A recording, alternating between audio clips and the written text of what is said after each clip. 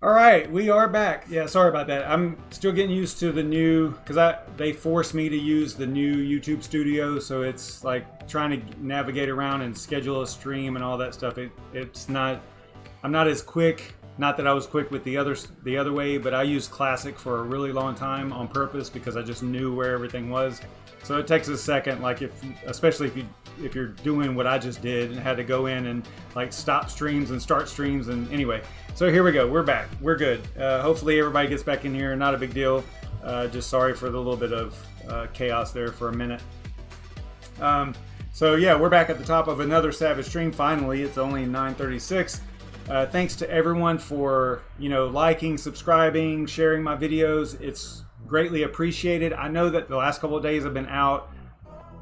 Honestly, I've had stuff going on, and I just couldn't do it. So I was on Twitter a little bit. So if you saw me on Twitter, you at least knew that I was okay. So, but yeah, I haven't streamed the last 2 nights. I just couldn't do it. So other things were getting in the way. But in this live stream, we are going to be setting up a rig, or we are going to be going through setting up HiveOS on a bootable USB drive, booting the rig to it, and we'll set up wallets, we'll set up flight sheets, even overclocking. So let's just get into it. We're a little bit behind, so I want to just kind of get going here. This video does assume that you already have a rig built and you are wanting to run HiveOS on it to mine Ethereum. And we'll talk about Ethereum a little bit in a few minutes about how, why the profits are so high, because they are crazy high right now, which is awesome. Makes me, I don't know if you guys know, but I sold some RX 580s a few months ago, and now I'm like really regretting it, because like if I had all those RX 580s that I sold in one rig, that one rig currently would be making $32 a day after power in that one rig. That's how many RX 580s I sold. So yeah, it kind of sucks. All right, so we are going to use HiveOS. So the first thing you'll do is go over to, the rig that we are going to use, I am going to use the rig that's like the parts that are left over basically from that one rig. So it's the rig on the top right here. You can't really see it because I flipped everything around to increase the cooling, but it's only got 2 cards in it. It's one RX 570, one RX 580, and that's what we're going to be using. So we're going to start by going to hiveos.farm. You can see the URL at the top there, and you're going to click on, if you haven't registered already, you need to click on Start Mining. You need to get to this window right here so that you can register. You can put in your information. They're going to send you an email, and you have to go through all that stuff. Right, pretty common stuff. That's how you start. Then, once you get an account, you're going to want to come back to this screen though and go to Install, and that's going to get you to the page where you can download the image. Now, I've already downloaded the image. The latest image is 0.6-146, and it ends in 200714. So if I click on Zip right here, you'll see that pop up here. So this is the latest image that they have currently. And it does have some updates to it, because they have it, like once you download it, there will be a couple of updates that you have to download for like 2Miners and stuff like that comes out after the OS version comes out. And then once you get that downloaded, you're going to want to, if you want to learn how to write the image, you can click right here, and that'll just take you to this little quick, instructions on how to install or burn the image to a USB drive and all that stuff. They reference Rufus here or Etcher. I use Etcher, and if you go over here and do a open in new window, looks like this. This is the program that you're going to want to use. This is the one I use. Some people use Rufus. I don't know. I've had problems with Rufus in the past.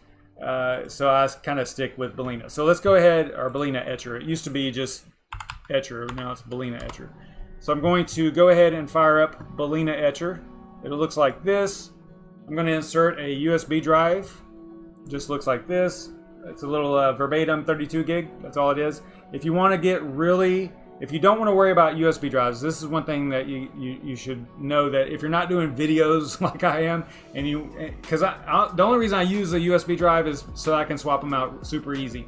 If I was really serious and wasn't doing videos and having to reformat all the time, I would use an SSD.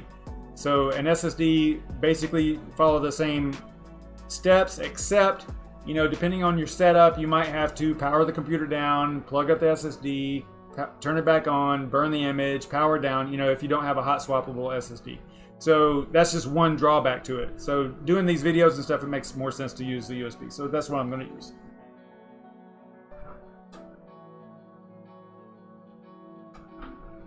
All right, put that in the computer. Then, once we are there, we're gonna, it's gonna open up. I think it already has everything on it. That's okay, I'm just gonna close all of this. Always click cancel on those format, do you want to format? It's just an auto thing that Windows 10 has. Okay, so we're gonna click select image. Then we're gonna go to downloads where we downloaded the image.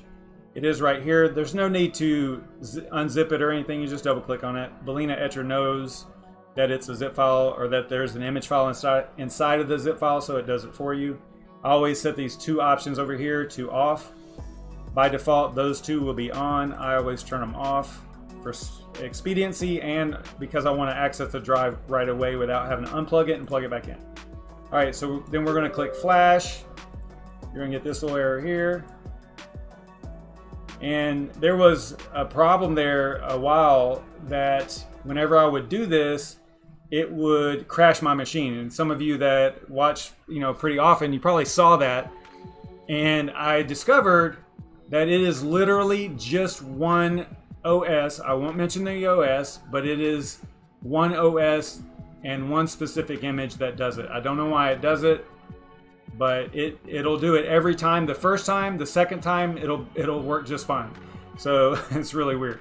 But anyway, so that's why I had no, you know, I wasn't hesitant on doing that this time because I was pretty confident that it was going to work just fine. So while this is going on, we can head over to HiveOS, and we are going to look at. So whenever you first get into HiveOS, the very first time, it'll look like this. It'll look more like this. One of your farms, it'll only be one farm here, and it'll say like unknown or known. It won't, not no name. I think it's just unknown. I don't remember, or it might be default. Maybe that's what it is. It'll have a name right here. It'll say default. I created two farms, one for YouTube and one that for me, just so that I can show you all the steps, right? So before, whenever I was showing you my actual farm here, you know, it's got the farm hash, it's got all the worker hashes and all that stuff, and I couldn't show you much because it was kind of like private information. So now I've got this one over here so I can show you all that stuff. All right, so we're gonna come in here, and we are still imaging over here. This is an older USB 2.0 drive, I believe. So it's kind of slow, so I'm just gonna let that rock while we are doing this other stuff. So we're gonna come in here and we are going to add a worker. So it says right here, no workers found, add one. So we're gonna click add one. It is a GPU worker. We'll call it Scarif, that's what this rig is named. I named all of my rigs after Star Wars planets, if you're not familiar. Not going to worry about tags or anything. We'll just go like this, pretty basic. But I would encourage you to put, you know, pretty good descriptions about what this is. Like you could do 1 by 570, 1 by 580, something like that. You know, just let you know what the rig is all about. Then you're going to come up with this screen. Now, you know, you can document all this stuff, but the easiest thing, I think, the easiest way to do is just download the rig.conf file.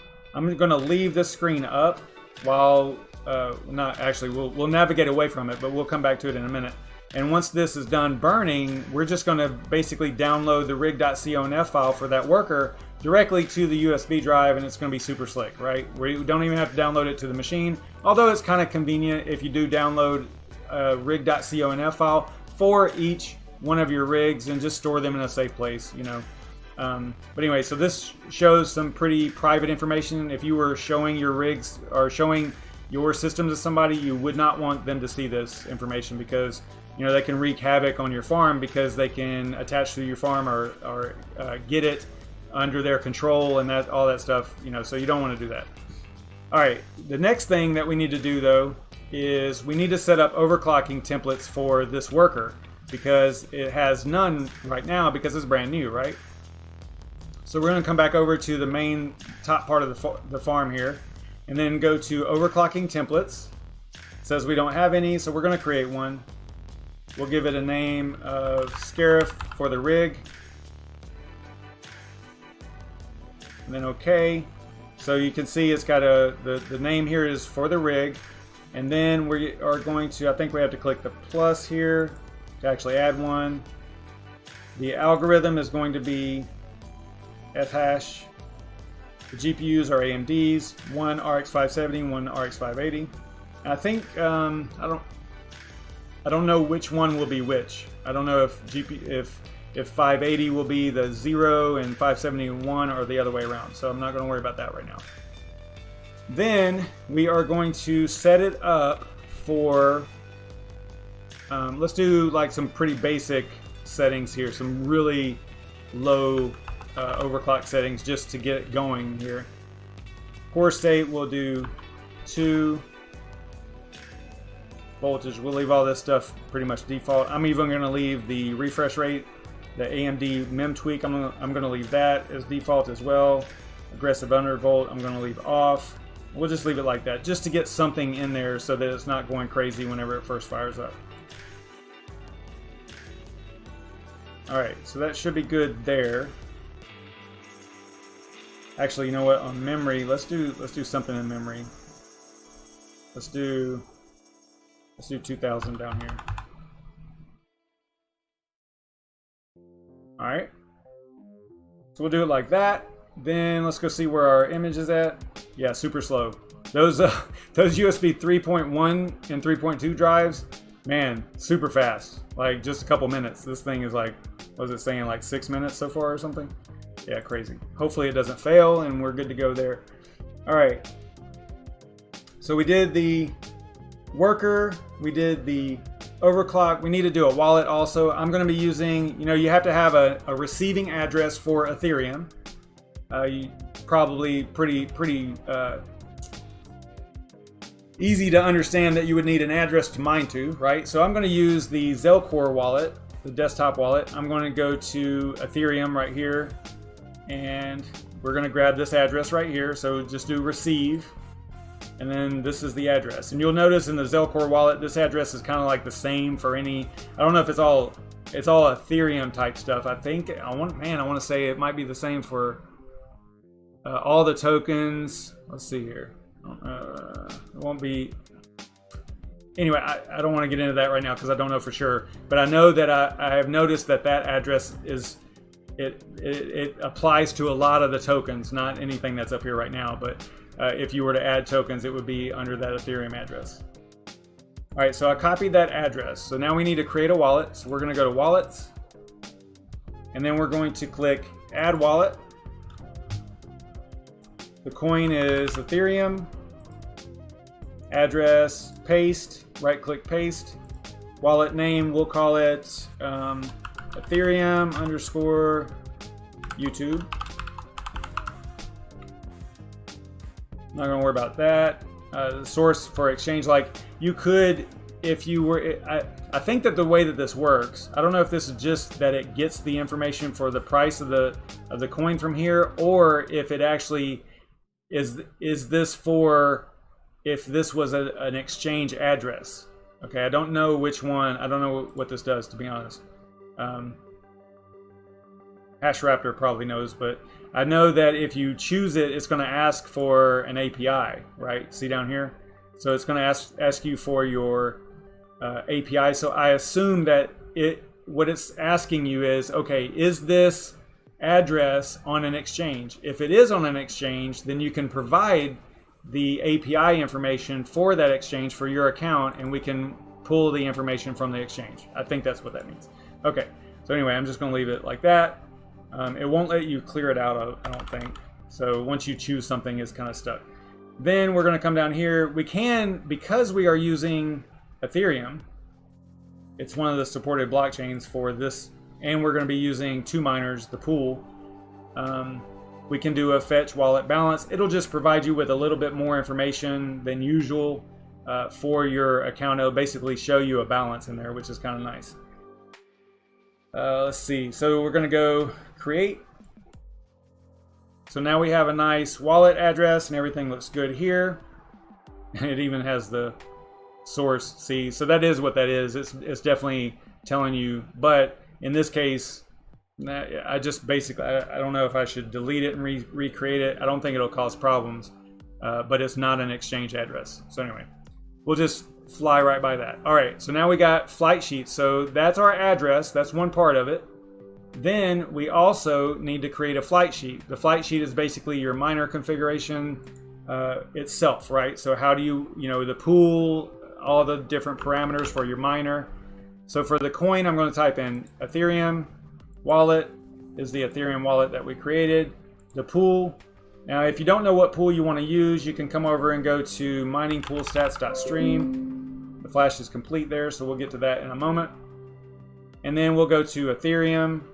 And then there's going to be a lot of pools, guys. I mean, Ethereum's the second most popular coin, so it is out of control with the number of miners that they have and all that stuff. So I like to spread the hash rate a little bit. You can see how some of these up at the top have a large portion of the hash rate.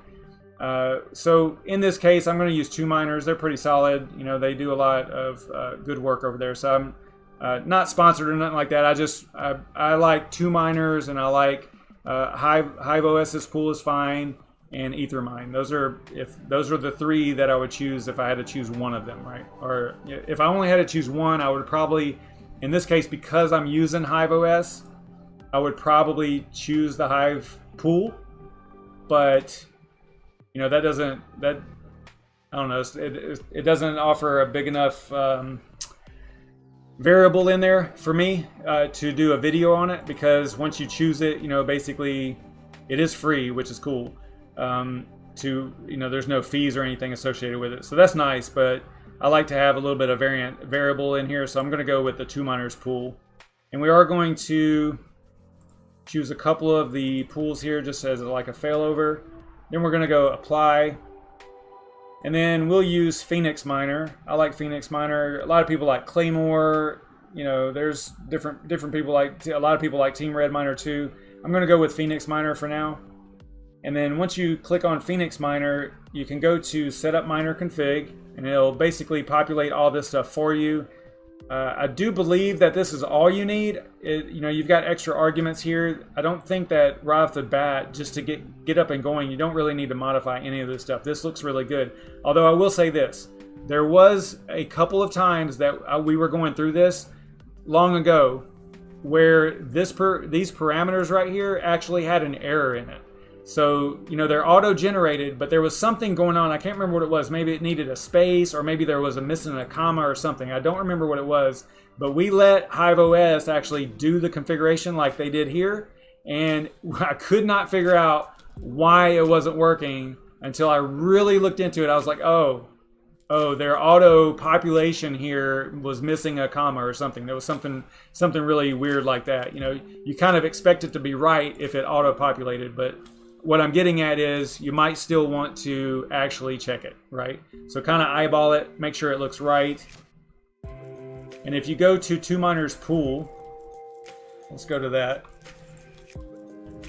I'll show you this other thing here, because they have, most of the pools, the decent pools, will have a how to start, or they'll have a how to or a get started or something like that. They've got how to start here too.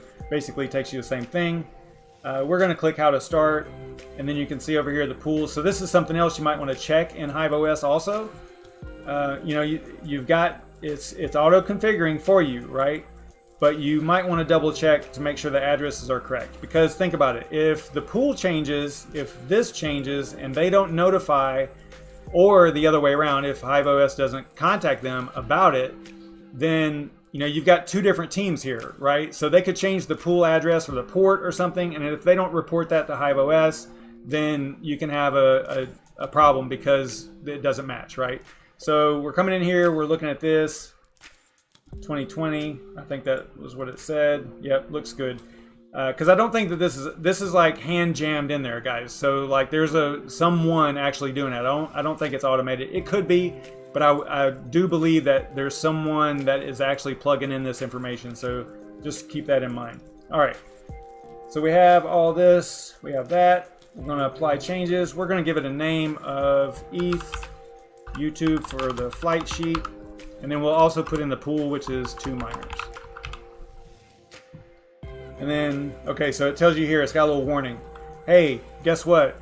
If you're mining ETH and you're not mining it on HiveOS pool, for more than one rig, a fee will be charged. So I guess that for this one rig, I'm good. And this was something that they changed recently, fairly recently, caused a lot of uproar and stuff, but you know, they're a business too. So they have to make a little bit of money on their pool and stuff. So I get it. All right, so now we have a flight sheet. We're good to go there. We have a completed flash of the OS onto the USB drive. So now, remember, we were back at, let's see if we go back to workers. Yep, and then I'm going to click on this. Because it hasn't attached yet, and there's no flight sheet or anything assigned to it, then you still get this screen, right? You saw that, right?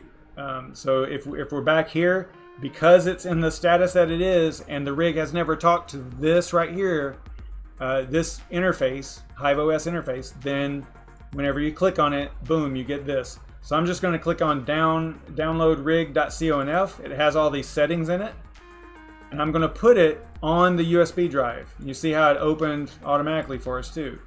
So I'm going to drop it right there, I think. Let's see here. Nope. Okay, my bad. Okay, so that was actually the drive. Okay, yeah, so you have to actually navigate to it. I was kind of wondering why it opened up like that. Okay, so click on the Hive. In this case, it's E. And if you get any of these notifications like this, remember to click cancel, because that's just Windows saying it doesn't understand these other two partitions over here. Okay, there's tools that you can install to read those drives, but in this case, I'm not going to worry about that. We just need to worry about Hive. So we're going to save the rig.conf file with all those configs on it right here under Hive. All right, so now that is saved. Now what we can do is eject. You can see it right there. And then if we open it up, you can see the different settings that are in here. Okay. Basically all the stuff that was from that one page. Okay. Then we're going to eject that. And then before we do anything else, I do want to assign the flight sheet to that worker. Okay. So I'm going to go back over here to YouTube, so that way whenever it first boots up, it's going to grab that particular flight sheet.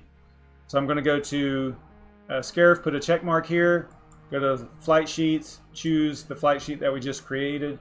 Tells you another warning here. Okay, great. And then apply. So now we've got the flight sheet applied. Now we need to apply the overclocking template, if it'll let us. So we're going to go overclocking here. We clicked on the rig. Here we go. We clicked on the rig here, and then we go to overclocking, and then the default config. So it looks like maybe, does it load from template? Yeah, there we go. Okay, so load from template, choose overclock template for the selected worker. Choose that.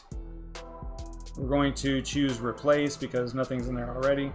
And then click apply. So now we've got some basic overclock settings in there as well. So that's awesome. So now we are ready to fire this rig up. And then I'll be back, and whenever I come back, I will check the chat real quick.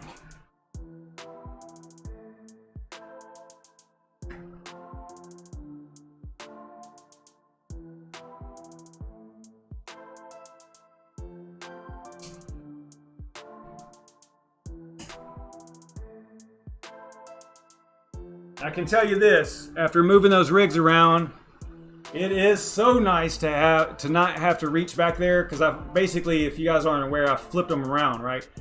They were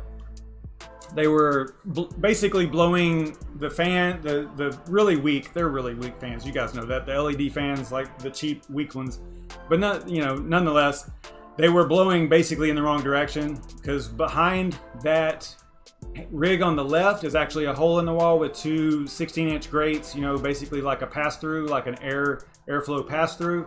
So if you think about what was happening, basically they were just blowing the hot air or the air across the rigs and then kind of stopping the cool air from coming into the space.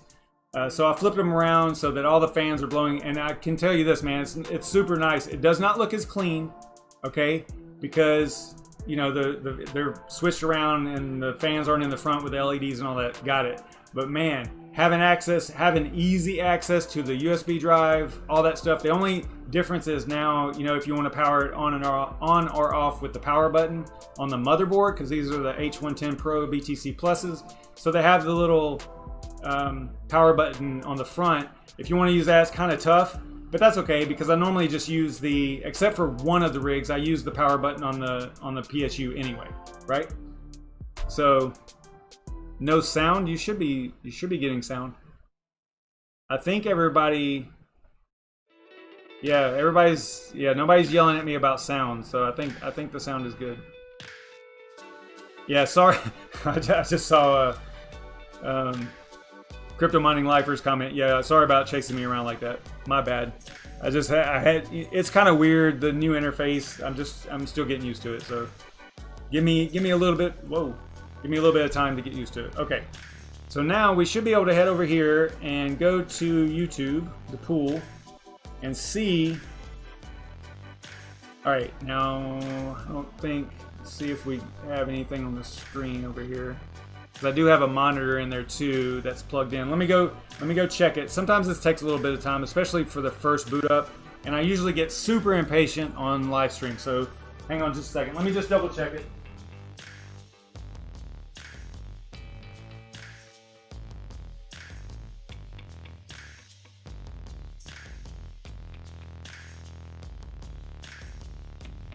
All right, so everything looks right in there.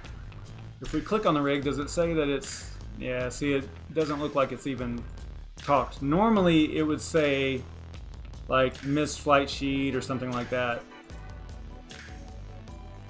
But if it's not doing anything in a couple minutes, I'll restart it.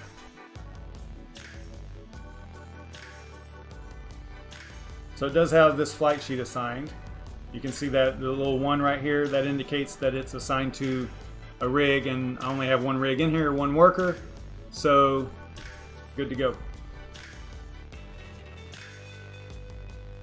It does seem like it at least hit the server once, because normally, like I said, normally it says missed flight sheet here, but it's probably maybe just downloading the miner, and I think Phoenix Miner is kind of large if I remember right, so maybe that's what it is. I do not have a monitor. Well, at least it won't. It's not firing up just yet because it's plugged into one of the mining GPUs. I think it's in the 580 if I'm not mistaken. So how about these profits, man? Good grief! This is so sick. I mean, that's insane, guys. That's 2017. That's 2016. You know, good grief. And this is like after power costs. That's insane. Okay, so this is what makes me so mad. Check this out. So this rig right here, this is a rig that we're using tonight, just goofing around with, right? So just this rig by itself, just the 2 cards is $5 a day, right? If you're mining straight Ethereum. And if you're doing nice hash, it's still almost $5 a day. Okay, so this rig used to be like this. Wait, actually it was like that. So if I wouldn't have sold those cards, that is $30 a day. So all right, so if it's $30 a day, that's $900 a month. No. Am I doing that right? $900, yeah. $900 a month. Now, obviously, guys, I mean, let's be realistic here. There's very little chance that this is going to continue on for a long time. Very little chance. I mean, it's cool Because what's happening is most of it is coming from the increased transaction fees, gas prices, and all those fees associated with transacting on the Ethereum network. That is happening with all those. I don't want to call it DeFi because in my opinion it's not really DeFi, but all of those swap coins, right, that are being created out of thin air and then used with as like legitimate currency, is being used as a liquidity pool for that made up currency, not even a currency, just made up whatever, and then you're getting rewarded with that whatever that you are staking for, right? And then the whole liquidity pool and all that junk that's going on. So I don't think that this is going to last a really long time. I could be wrong. I just don't think it is. I don't think that is a sustainable ecosystem. I mean, there's going to be a few that stick around and actually survive, but all these crazy ones that are coming out right now, I wouldn't trust it too much. But anyway, that's a whole other video. There were some YouTubers that have done content on, why these Ethereum mining profits are so high. Red Panda Mining did a good video on it, of course. Yeah, this was good though. He did this one. Oh, I forgot to like it. Silly me. Okay. Yeah, so he goes over a lot of what I was just talking about too, the gas prices and all that stuff. I don't know if did he bring up, yeah, he's got the data here for the reasons and all that. So it's really crazy, insane, but hey, keep it going. I want it to stay going. Don't get me wrong. I just I just want to be careful and realistic. Okay, so this thing does not appear to be talking here. All right, so what I'm going to do, I'm going to go power it down and power it back up. And I'll probably unplug the USB drive and plug it back in too.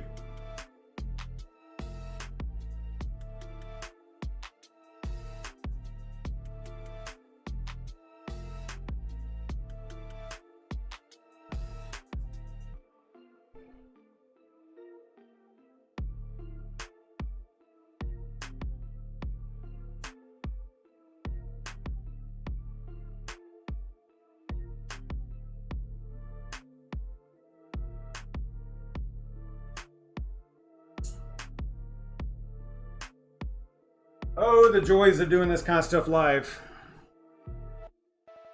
Gotta love it.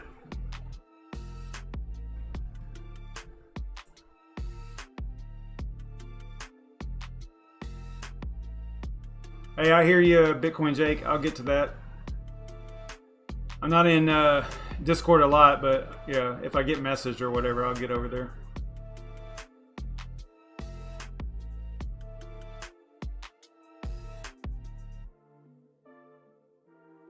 Yeah, Crypto Mikel, that was such a... I mean, I sold at the literal bottom. It's a good thing I didn't sell all of them. That would have really made me mad right about now. But, yeah. I mean, it was that rig. I don't know if you guys remember, but I took a 6 GPU Veta frame and I put 11 RX 580s on it. they were like that close together. But at the time, I was mining CCX, Kryptonite coin, and it didn't run that hot. It was not that bad. I had to put a fan on it just to keep the air moving through it, but it was not that bad. Now, mining ETH and stuff like that, it probably would not have worked, but I could have also just split them up, 6 and 6 or 6 and 5 in 2 different Veta frames too, or 8 and something. Oh man, you dumped all of your cards at the bottom?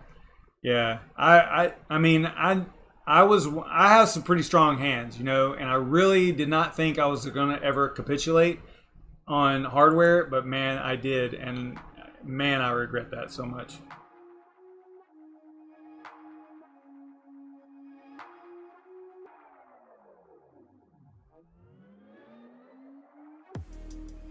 This rig does not want to talk.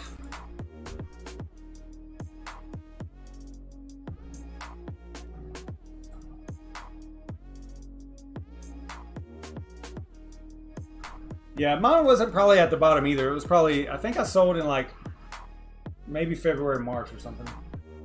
Sold some. I mean, again, I didn't sell all of them, you know.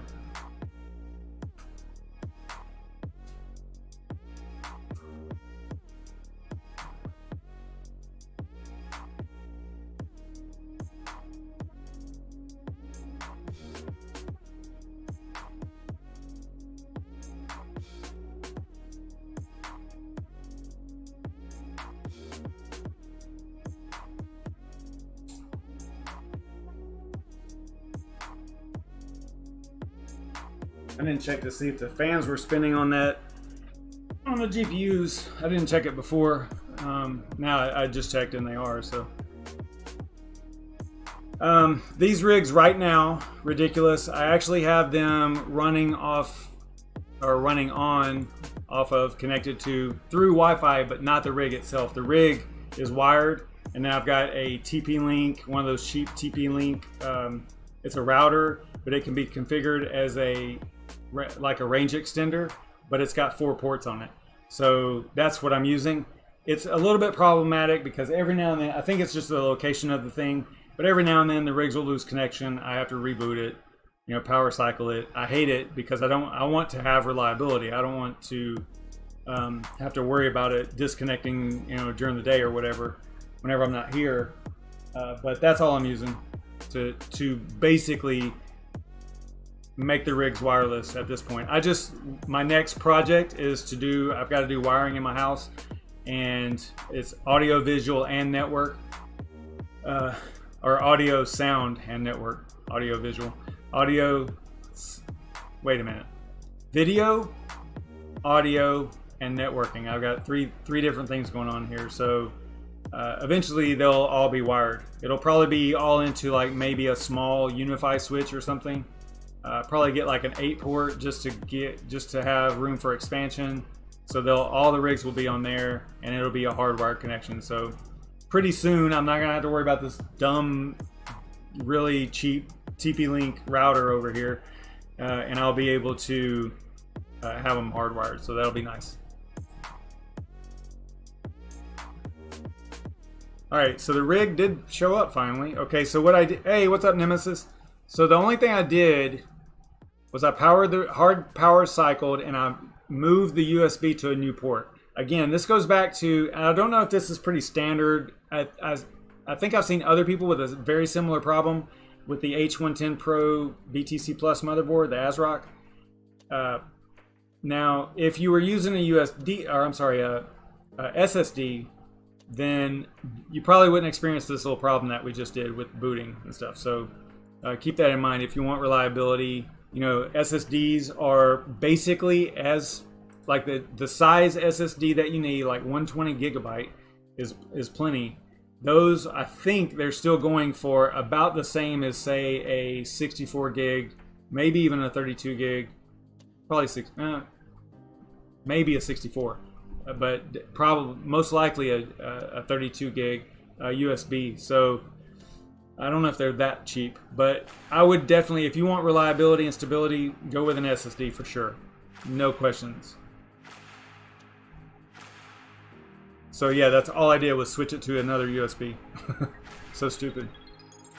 All right, now this thing is currently mining, and it looks pretty good. Now these GPUs are not BIOS modded. They were at one time, and then I un-BIOS modded them during this sale. so these two are un-BIOS modded, and you can kind of tell that by the hash rate. Although we could probably pull like a 28 maybe out of them, maybe a 28 and a half with some adjustments on the overclock settings. I'm not gonna worry about it right now. You know, we aren't doing like a tuning type video here. But yeah, it looks like we're all good as far as mining goes. Now what we can do also is we can check it on the pool side. I was playing around a little bit earlier, so we might have some data over there from before. So I'm going to copy the address. I'm going to go to the pool that we're mining to, which is 2Miners. Just throw the address up here. Super convenient that they've done this. Basically, it's in their header, and that you get to that from every page, it looks like.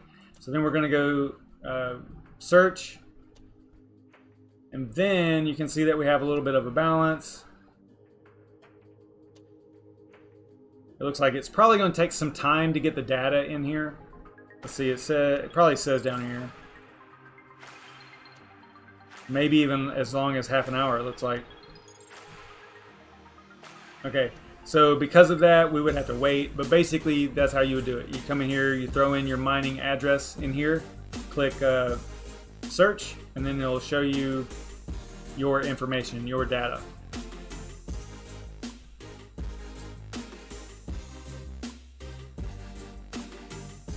All right.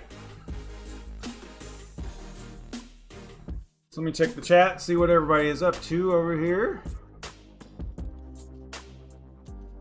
Hey, what's up, Cryptid Youth? Yeah, I didn't really say hi to everybody, but hey, everybody.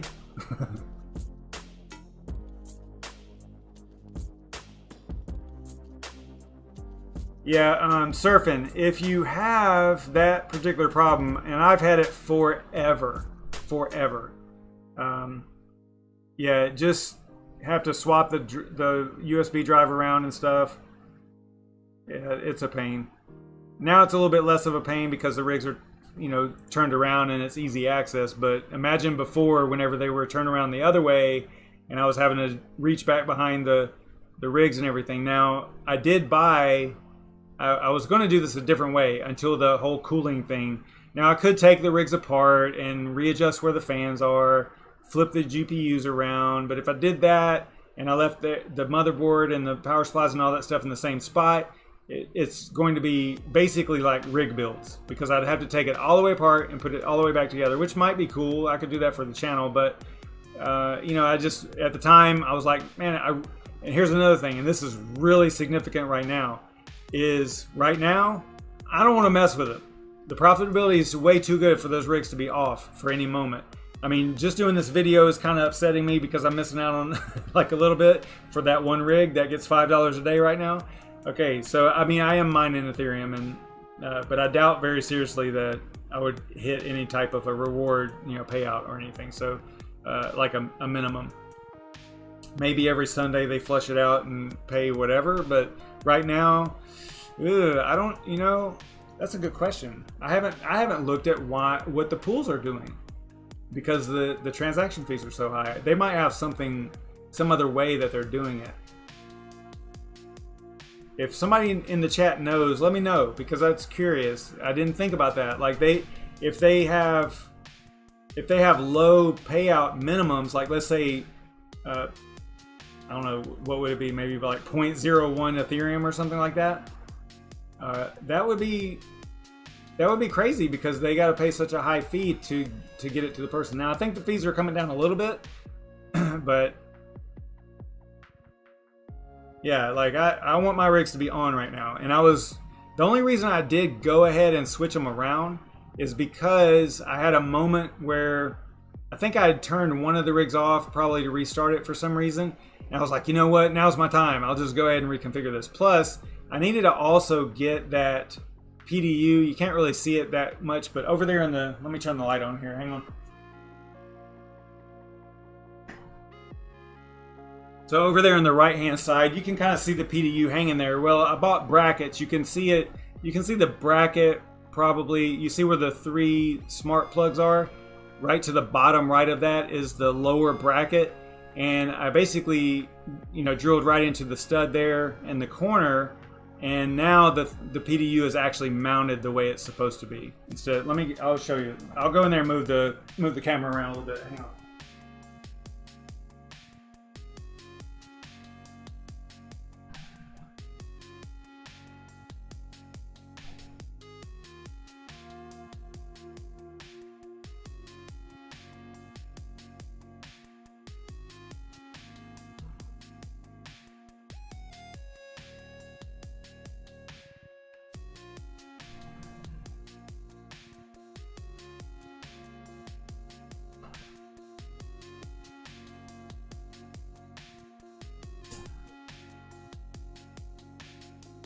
So yeah, that's a whole lot better now that it's mounted. before it was okay. I didn't feel comfortable just leaving it like that because it was kind of hanging there. I just put a tack in the wall and hung the button or whatever you want to call it. Yeah, some custom brackets would be cool. So it was just hanging there on a tack, and I didn't feel like it was very secure. So I wanted to button it up and make it look nice and be correct. You know, those brackets were kind of expensive. They're for a rack, you know, like an actual network rack, just like the PDU is. But it did work.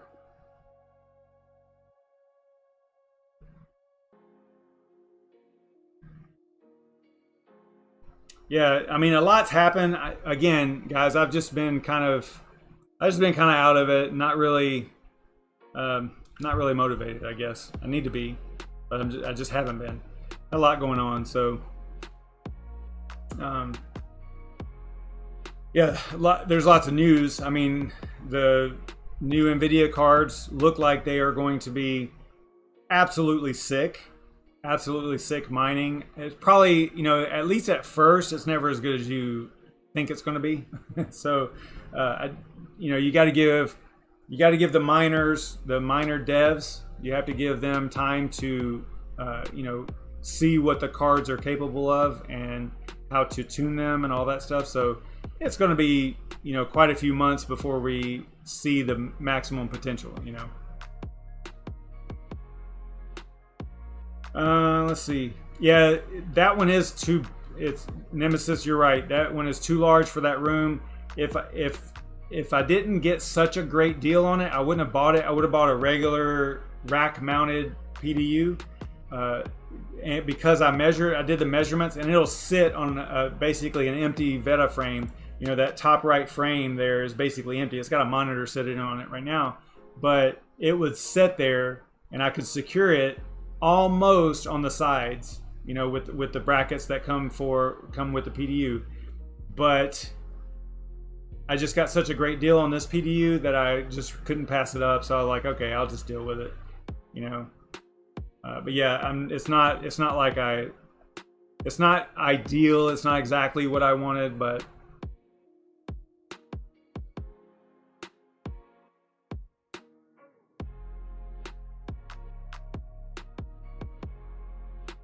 oh, you know what? I forgot.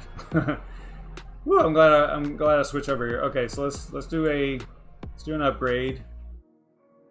Let's do a stop mining first.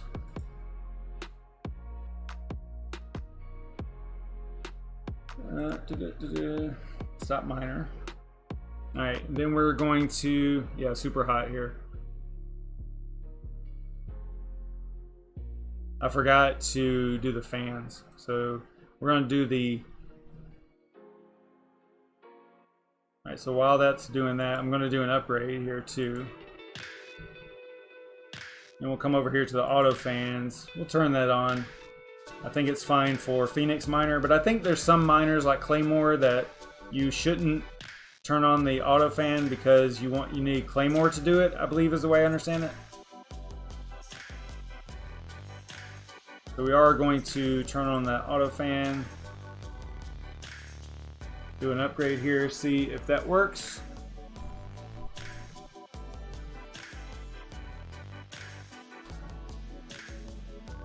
Yeah, I think because of the extra memory though in the new GPUs, NVIDIA GPUs, that might allow faster. I mean, the memory itself is going to be super fast too, because isn't it like in some of them it's GR6X, right? I think is that what they say? G6X, I think. I don't remember.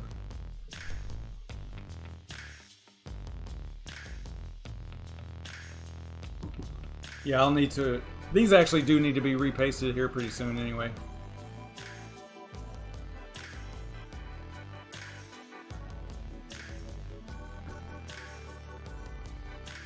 So, you know, back to why the profitability is so good right now for Ethereum and Ethash on NiceHash. See, both of these rigs, Dagobah and Mustafar, are basically identical. So they're getting about 20 a day after power. My power is 10.3 cents per kilowatt hour, so I've got that in there. So this is $20 a day after power. But one of the reasons, probably the main reason, is due to the gas fees and increased block rewards because of that, right? So if you look at the chart here, though, this is the block rewards for Ethereum, and even if you zoom up on it, it's really pretty steady, right? So this only goes back to May. Let's say it started in July, I think, right? All the chaos. You do something like that, you can see it's pretty steady because this is the Ethereum blockchain rewards, the block rewards for Ethereum. But if you include, you know, the fees, the transaction fees and all that, then you're talking about a lot more than this. And there's somewhere that you can get that data. I don't know where it's at off the top of my head, but you can see right here it does tell you the highest daily block rewards is 40 ETH, and that was on July 30th. So if you go back to July 30th on here, you're not going to see that. Okay, you can see it's 25.875, right? Well, that's Uncle. Wait a minute, 12.772 is the block rewards. So only 12 Ether right here, which is still a lot, but you know that's all it is right here. But you can see the maximum, the highest was 40. So one block on that day hit, at least one block hit 40 Ether for the block. That's that's freaking incredible. That's insane, man. Yeah, it's definitely the yield farming craze that's doing this. You're right, Nemesis. Which is why with the way that it's going, I just don't see it. I don't think it's sustainable. You can't just keep going this way. So just be prepared. You know, like there's a lot of people that are FOMOing into buying GPUs and building rigs. Hey, more power to you, but this ain't gonna last that long. I mean, we might see Ethereum profitability stay kind of high for a while as all this value goes throughout into the ecosystem, right? What's our total market, or market cap? 384. So it's actually down a little bit from the local high, I guess, or 24 hours, I guess. Wow, 96 billion volume. Okay, so yeah, I mean, it hasn't gone real crazy.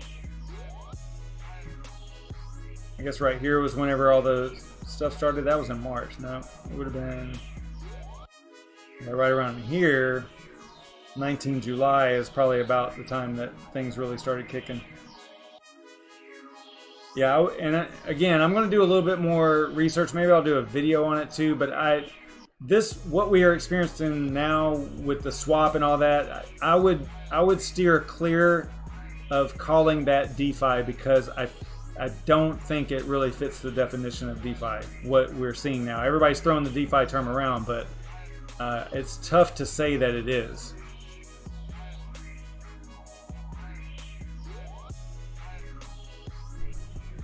All right, let's see. I don't want to make this video too long here. Let's see if we are back to mining after. Okay, so one self upgrade failed. Do have fans on now, so it is getting cooler. Yeah, and I think after a while it'll cool off and it'll be within tolerance range. The range is there, so I think we're good. The best miner for ETH using NVIDIA cards. There's plenty of people in the chat that can answer that. I think that's Phoenix Miner, Claymore Miner. I always cheat and go to what to mine. Oh wow, look, transaction fees. We strongly advise you to pay for the service using Zcash or LTC because the ETH is so high. Yep. All right. If you come over here, I just go to group config if I want to see, as long as this is an updated OS, then I'll say, okay, Ethereum. So you got Claymore, Wild Rig, Multi. That's all you got in here.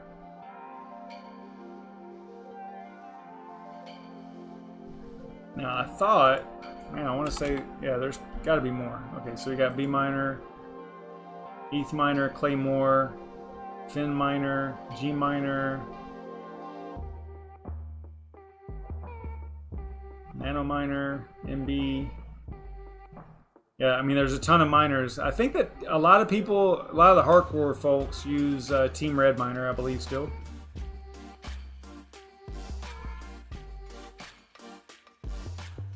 Yeah. Yeah, I like Phoenix Miner. I don't have a problem with it. I want to say that, is Phoenix also closed source, though? There's a few of them that are Claymore and Phoenix, I think. Maybe Phoenix isn't. Claymore and like Mini Z, those are closed source.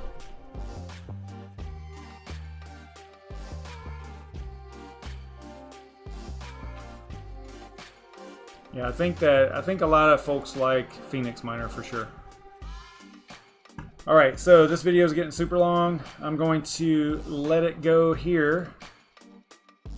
So I just did a refresh. Looks like we're solid within ranges there, so I think that that's good.